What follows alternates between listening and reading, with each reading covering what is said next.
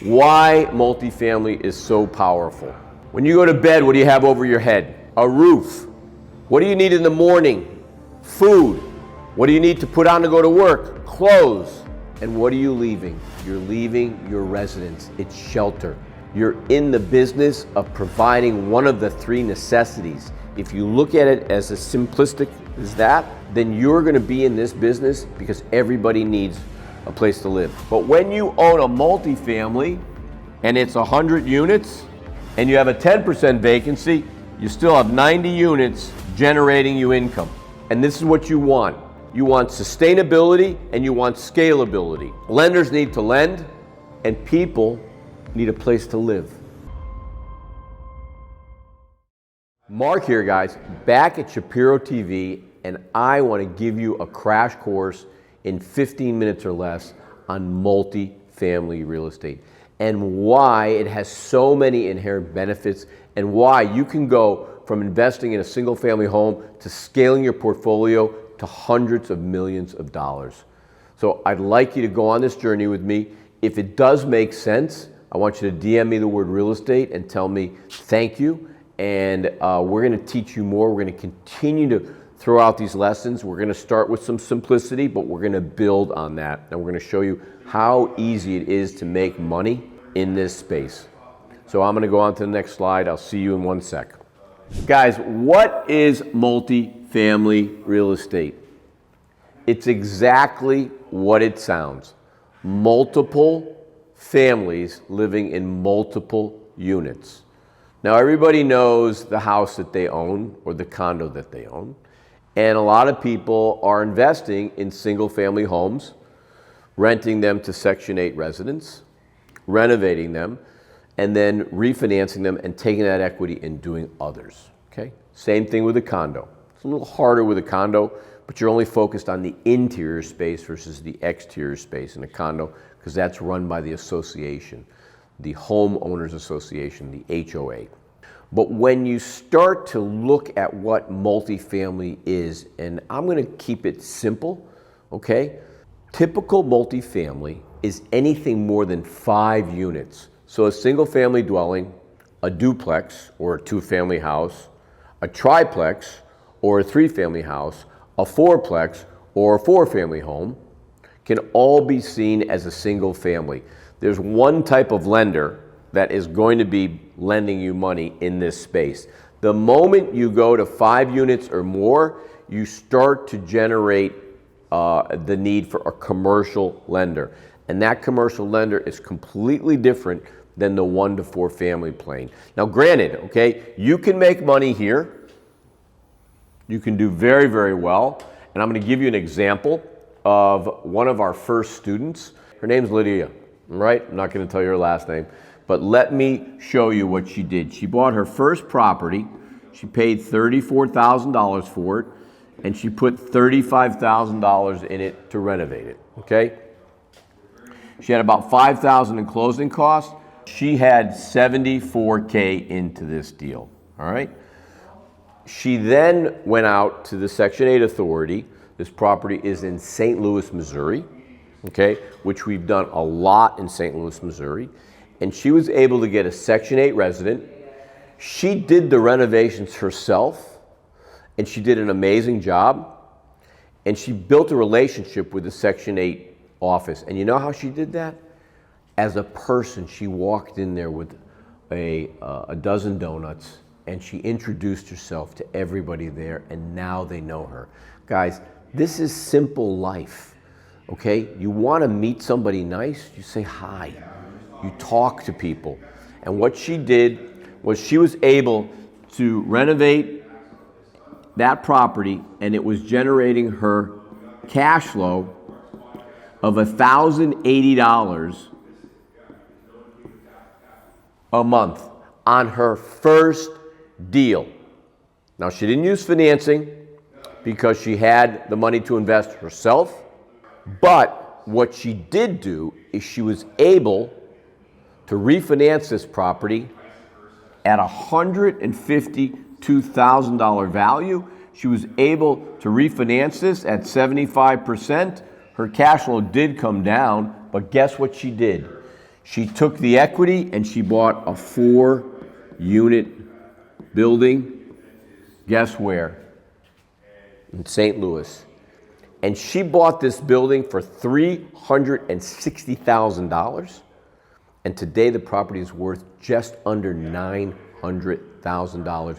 And she did this all in 6 months. Think about this, okay?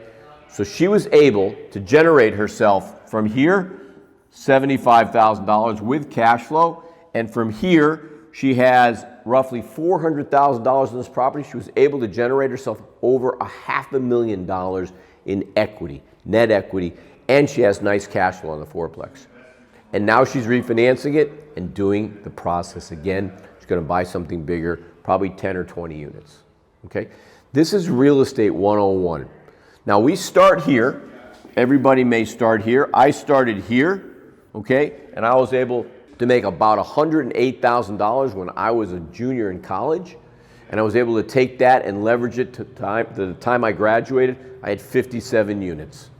I was 23 at the time. Okay, so anybody can do this. It's not hard. Okay, and I'm giving you the tools. We give you these tools for free. So let's take a look at what we're going to teach you next. Okay, on the other side of this slide. Why multifamily is so powerful, okay? Well, it's my life, it's my passion, okay? And why is it so powerful? When you go to bed, what do you have over your head? A roof. What do you need in the morning? Food. What do you need to put on to go to work? Clothes. And what are you leaving? You're leaving your residence. It's shelter. You're in the business of providing one of the 3 necessities. If you look at it as simplistic as that, then you're going to be in this business because everybody needs a place to live. Not everybody's going to own. A lot of people want to rent. Today, the younger generation wants to rent versus spend the money on owning something. I don't agree with that. I have a different opinion. There's a lot of people that have a different opinion of me. That's okay. I respect that. But in this space, okay, when you own a property, that's a single family, you have 1 resident. If it's empty, what's your vacancy? 100%. Not so good, right? But when you own a multifamily and it's 100 units and you have a 10% vacancy, you still have 90 units generating you income. And this is what you want. You want sustainability and you want scalability. And once you buy that 3rd, 4th, and 5th asset, you will be able to scale that to wherever you decide to do it. Because lenders need to lend and people need a place to live. And guess what's also out there? People that don't have the time to do it themselves, so they'll be happy to invest with you. Your first investors are going to be your friends and family.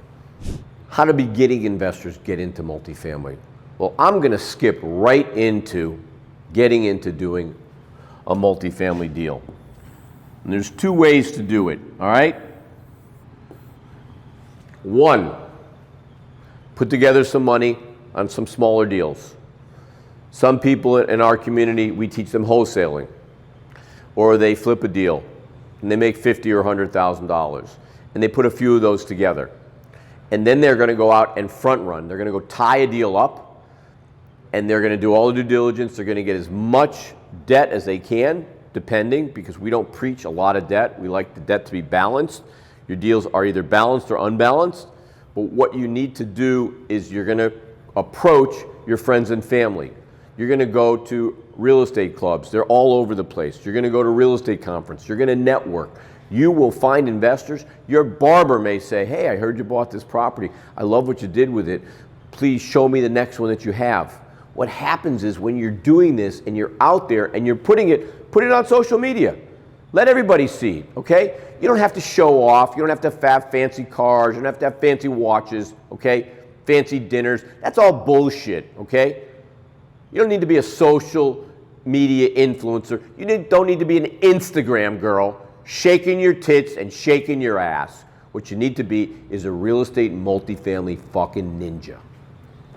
So you're going to buy this first deal, and let's say that first deal, we're going to say it's $1 million deal. Well, we're going to get a loan, okay? Let's say for $700,000, and that is a 70% loan to value, okay? That means we're going to need $300,000 to close the gap, okay? And maybe we're going to need $100,000 to make this property look great. So we're going to need $400K. Where are you going to come up with that money? The first place you're going to come up with it is you're going to go to the seller, and you're going to ask him to hold this, okay? And he may be motivated enough to hold it. He might be motivated to hold some of it. You could keep him in the deal and keep him in the partnership and say, look, I'll give you 25% of the value that I increase this to, because I'm able to increase this to $2 million with $100,000, and I'm going to give you 25%. There's multiple ways to skin a cat when you're in this business. And that's the creative side of the financing. And there's some great guys that teach it, okay? We teach it too, all right? But let's say you can't, and you're willing to commit $100,000. You've tied up the deal, so you need $300,000. You're going to ask that seller to hold $200,000, and you're going to go to your friends and your family and everybody, and you're going to raise that $100,000. You know why? Because you have to, because you can't close without it. And I will tell you, when you are put under this immense pressure, you will do it. You will succeed. Now, I know a guy that started out in the pizza business, okay? And I respect him tremendously. And today, he owns 15,000 apartments, okay? And you know how he did that? One deal at a time, one investor at a time. Let's see what our next slide looks like. Guys, this is what we're talking about. Let's just go to the real meat on this. Cash flow, guys. That's the cash flow. But let's analyze the deal. Let's walk through the deal, okay? We paid $800,000 for the deal. Our rents are $8,000. So our gross adjusted rent is $96,000. Okay, this is a 4-unit property. We could probably run it for less, but this is what our net operating income is. And guess what? We paid this, and if we use what's called a 5 cap, which is a capitalization rate, this property is worth about $1.2 million. So we just made $400,000. How crazy is that? Just by buying a piece of property. Okay? Our debt service is $40K, so we're going to make about $1,500 a month. Did I do the math right? Let's see. 1,000 is 12, 1,500 is about 18K. So yeah, about $1,500 a month. Think about it. You own a building. You're depreciating the asset, which I didn't even talk about the depreciation aspect of what we own, because that is a tax savings that's going to give us shelter against our normal income. And the whole goal is to become a real estate developer, a real estate investor, and be in this business 750 hours, which is going to give you the designation of a real estate professional. Last slide, guys. Amazing, okay?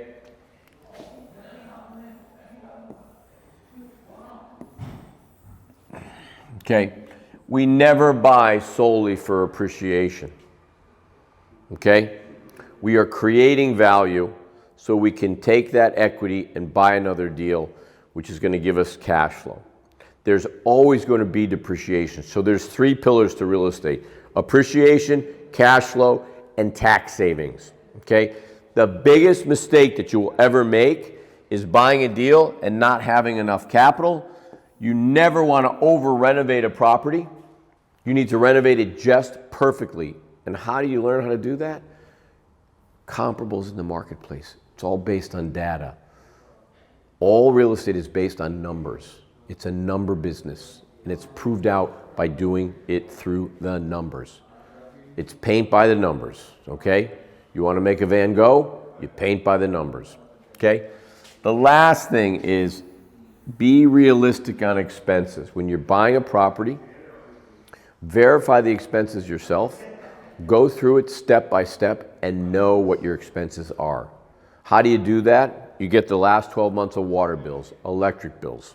You get the last 12 months of insurance bills, tax bills, okay?